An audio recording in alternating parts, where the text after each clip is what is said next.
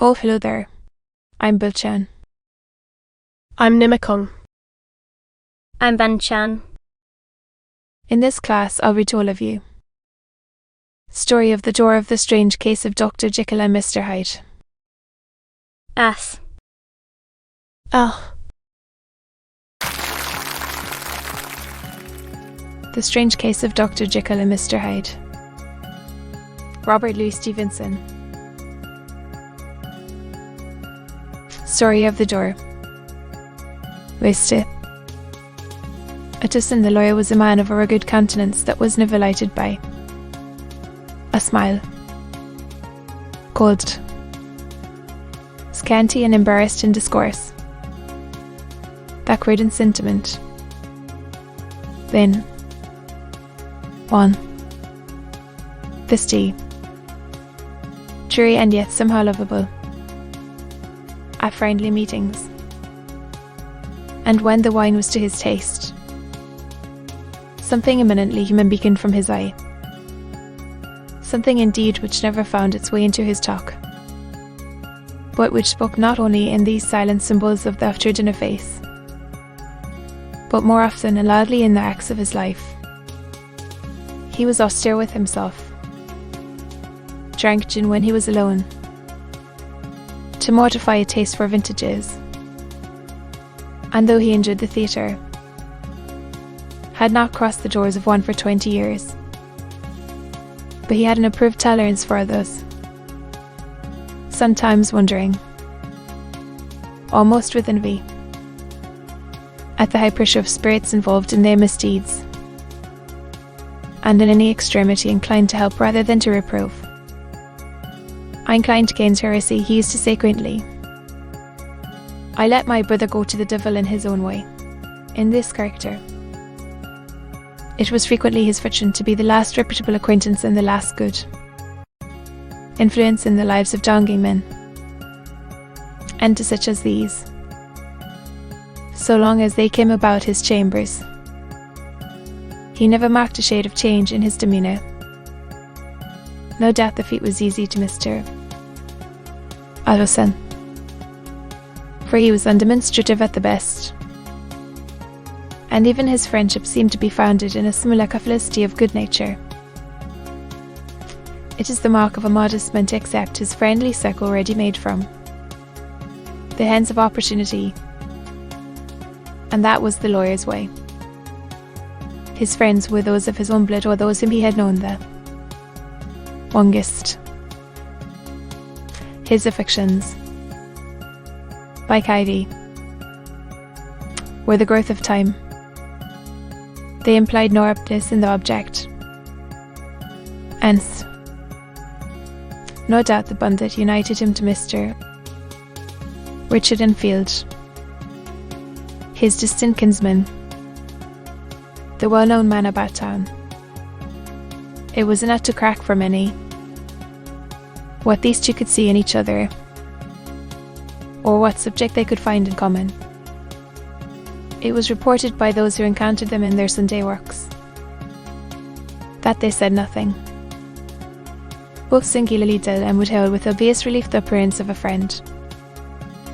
For all that, the two men put the greatest store by these excursions, counted them the chief chill of each week, and not only set aside occasions of pleasure, but even resisted the calls of business, that they might enjoy them uninterrupted. It chanced on one of these rambles that their way led them down a by-street in a busy quarter of London.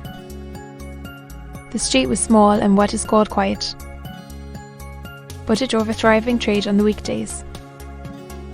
The inhabitants were all doing well, it seemed, and all amulously hoping to do better still, and laying out the surplus of their grains in coquetry, so that the shop front stood along that thoroughfare with an air of invitation, like rows of smiling saleswomen, even on Sunday,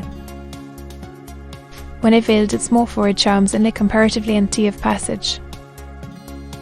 The street shone out in contrast to its dingy neighbourhood, like a fire in a forest, and with its freshly painted shutters, opalish brasses, and general cleanliness and gaiety of note, instantly caught and pleased the eye of the passenger.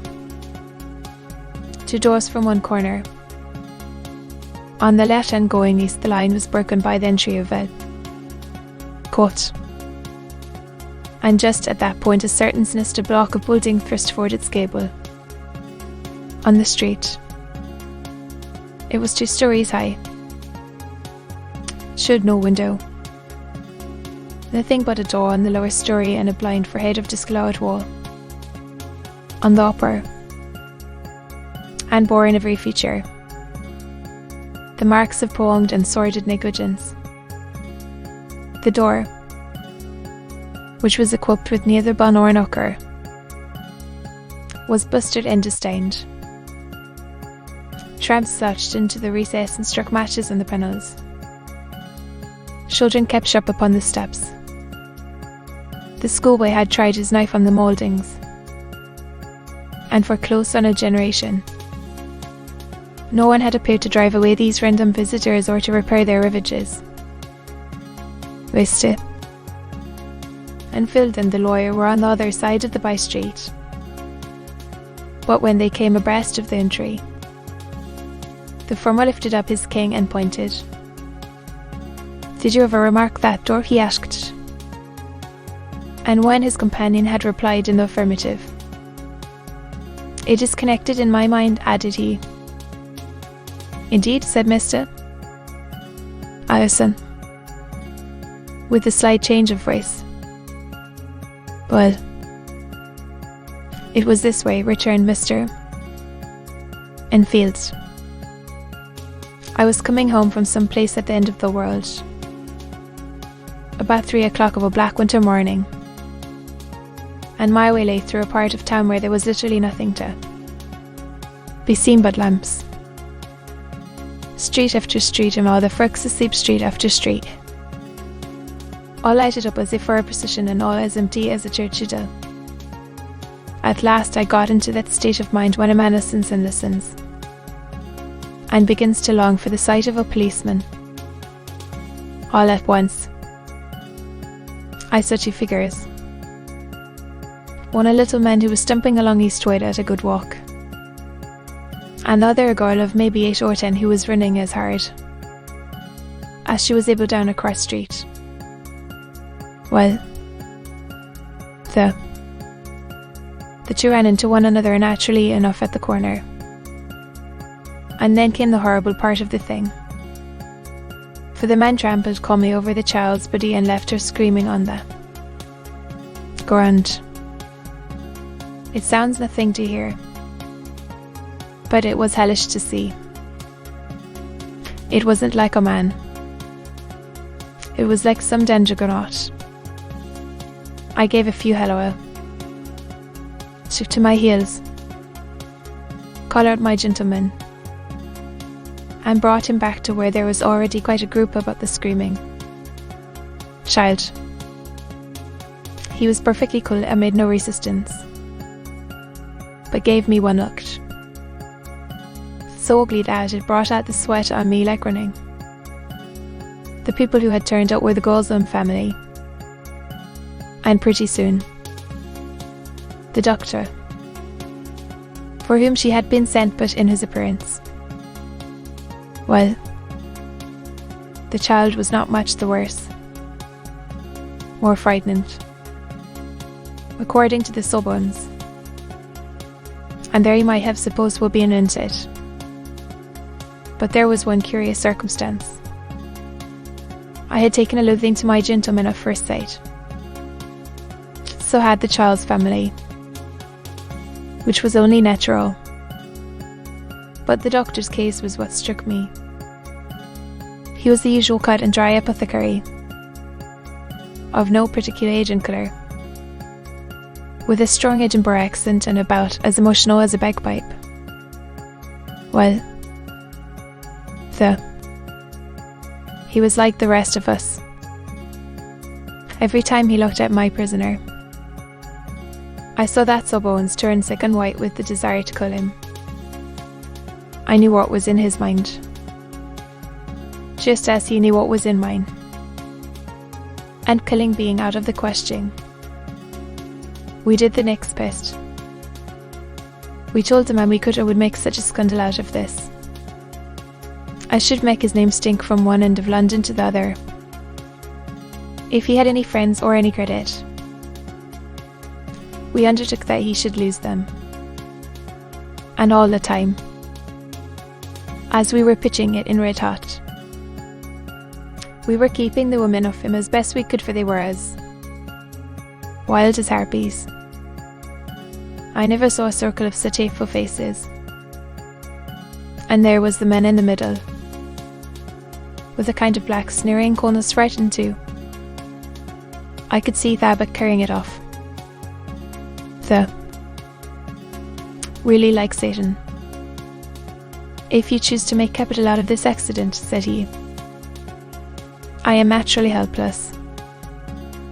No gentleman but wishes to avoid a scene, says he. Nay, you're a Figaro. Well, we screwed him up to £100 for the child's family. He would have clearly liked to stick out. But there was something about the lot of us that meant mischief. And at last he struck. The next thing was to get the money. And where do you think he carried us but to that place with the door? But out a key. Went in. And presently came back with the matto of £10 in gold and a cheque for the balance on cuttises, drawn payable to Burr and signed with a name that I can't mention. But it's one of the points of my story.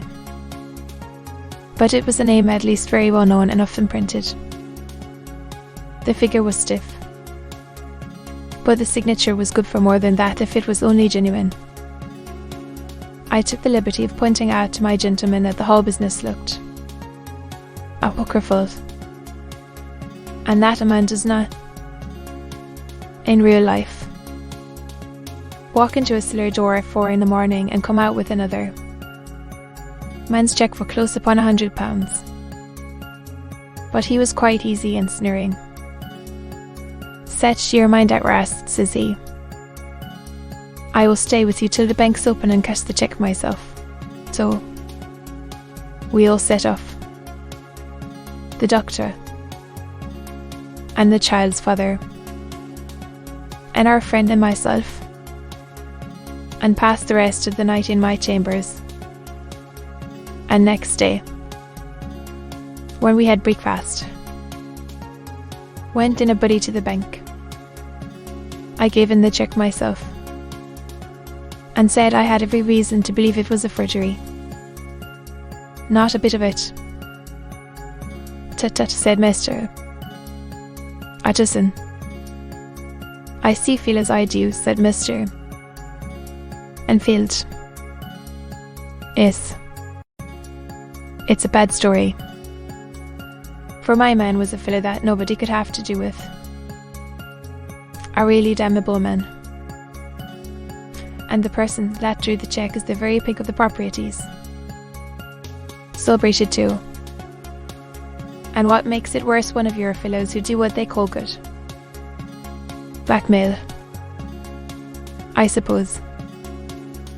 An honest man paying through the nose for some of the capers of his youth. Blackmail House is what I call the place with the door. In consequence.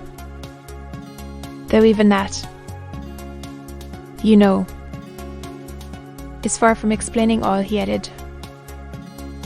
And with the words fell into a vein of musing. From this he was recalled by Mr. Utterson asking rather suddenly, a likely place, isn't it? Returned Mr. Enfield. But I happened to have noticed his address. And you never asked about the place with the door, said Mr. Utterson. No. Though I had a delicacy, was the reply. I feel very strongly about putting questions. It partakes too much of the style of the Day of Judgment. You start a question, and it's like starting a stone. You sit quietly on the top of a hill, and away the stone goes, starting others. And presently some bland old bird, the last you would have thought of, is knocked on the head in his own back garden, and the family have to change there. Nil. No, so. I make it all of mine. The more it looks like Queer Street. A very good rule, too, said the lawyer. But I have studied the place for myself, continued Mr. Enfield. It seems scarcely a house. There is no other door, and nobody goes in or out of that one but once in a great while. The gentleman of my adventure. There are 3 windows looking on the court on the first floor. None below. The windows are always shut, but they are clean. And then there is a chimney which is generally smoking. So somebody must live there. And yet it's not so sure, for the buildings are so packed together about the court. The pair worked on again for a while in silence. And then Enfield said, Mr. Allison. Yes. I think it is, returned Enfield. But for all that, continued the lawyer, there is one point I want to ask. Well, said Mr. Enfield, I can't see what harm it would do. H.M., said Mr. Addison. He is not easy to describe. There is something wrong with his appearance. Something displeasing. Something downright detestable. I never saw a man I so disliked. And yet I scarce know why. He must be deformed somewhere.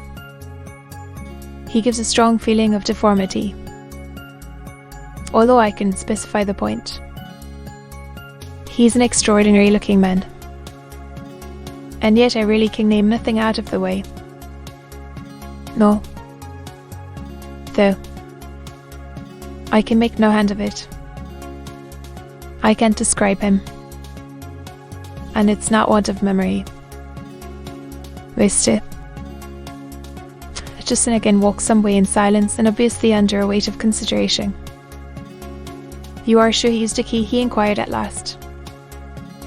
My dear sir, began Enfield, surprised out of himself. Yes. I know, said Utterson. I know it must seem strange. The fact is, if I do not ask you the name of the third party, it is because I know it already. You see, Richard, your tale has gone home. I think you might have warned me, returned the other with a touch of silliness. But I have been pedantically exact, as you call it. The fellow had a key. And what's more, he has it still. Waste it. Utterson sighed deeply but said never a word. And the young man presently resumed. Here is another lesson to say nothing, said he. I am ashamed of my Longton. With all my heart, said the lawyer. I shake hands on that. To be continued.